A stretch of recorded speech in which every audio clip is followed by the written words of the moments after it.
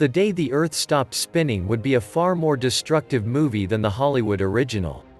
We may not realize it, but our planet's rotation underlies some of the most basic processes on Earth. Indeed, we probably wouldn't be here if Earth was a stationary planet. If the Earth stopped spinning all at once, it would be enormously catastrophic for much of the planet's surface. Though we don't feel it, we're all moving along with the planet as it rotates. At the equator, this works out to around 1,000 miles per hour. Stop the planet suddenly, and everything sitting on top of it would go flying eastward. Imagine people, houses, trees, boulders and more being launched sideways at hundreds of miles an hour. In the aftermath, high-speed winds, still rotating nearly as fast as the planet, would scour the surface clean. If the slowdown happened more gradually, the effects would still be dramatic, but would unfold over a longer period of time. The first thing we might notice is that the sun no longer travels across the sky over the course of a day.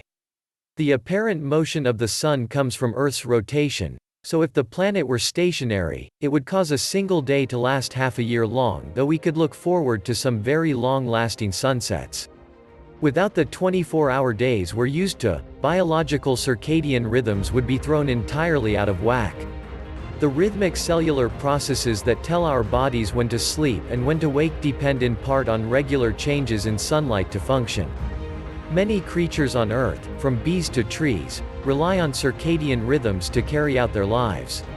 Changing these cycles could upend normal behavior patterns. Atmospheric patterns on Earth are also tied to the planet's rotation.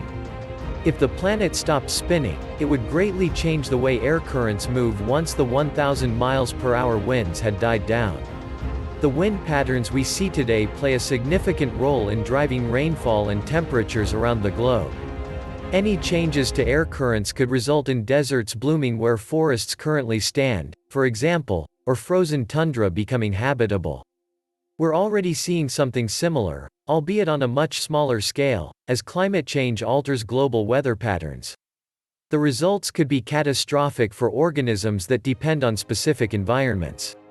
An Earth with no spin would also mean the end of hurricanes.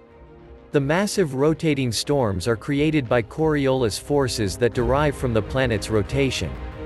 Winds pulled into the low-pressure area of a growing storm are spun counterclockwise in the northern hemisphere and clockwise in the southern hemisphere, resulting in the spiraling lines and central eye that define a hurricane. This process is one reason the storms can grow so powerful, so cutting them out might be one of the rare benefits of halting the planet's spin. But a motionless planet would also likely mean the end of our magnetic field. Though scientists are still unclear on the exact mechanisms, it's thought that the magnetic field is created by the movements of Earth's liquid metal core. Scientists call this a dynamo, and the end result is a web of invisible magnetic field lines arcing around the planet. The effects of losing that field would be far worse than just no longer being able to navigate by compass. Earth's magnetic field protects us from cosmic rays and electromagnetic storms from the sun, among other things. It's definitely something we'd want to hang on to. As far as we know, there aren't any planets out there that don't rotate at all. The processes that form planets and other celestial bodies naturally result in rotation, meaning that all worlds spin from the outset. But there are some planets that appear to not rotate, something astronomers refer to as tidal locking. These are worlds that show the same face to their star at all times, resulting in permanent night and day sides. Gravitational interactions between planets and their stars can gradually slow a planet's rotation rate down until it exactly matches its orbital period.